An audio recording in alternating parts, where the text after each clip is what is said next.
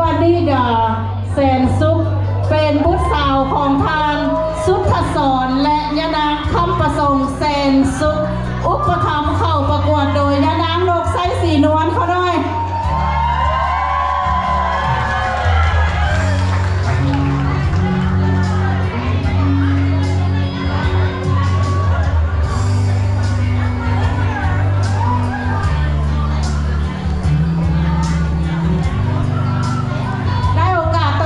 ขอเชิญคณะกรรมการได้นำเอามงกุฎและสายสะพายขึ้นมาค่ะด้วย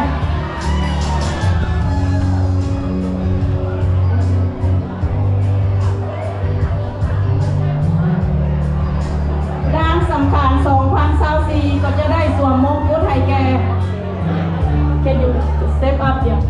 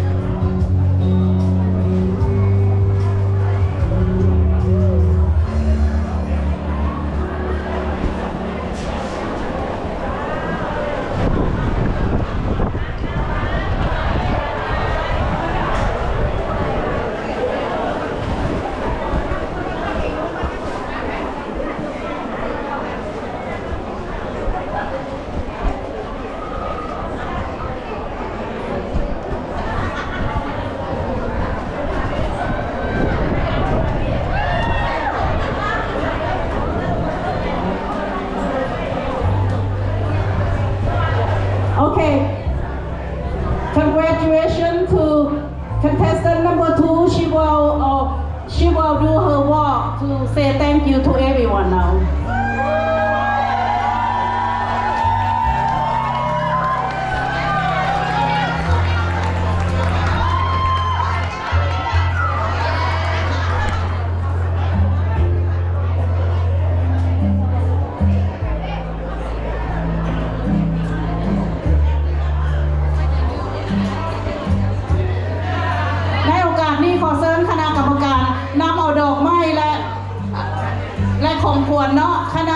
The committee, the parent, the sponsor,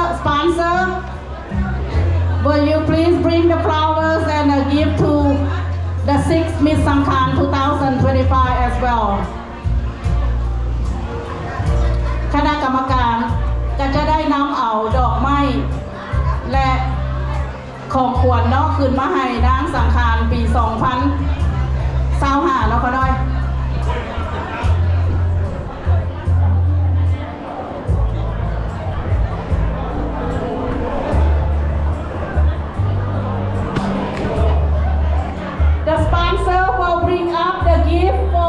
Miss Sangkhan 2025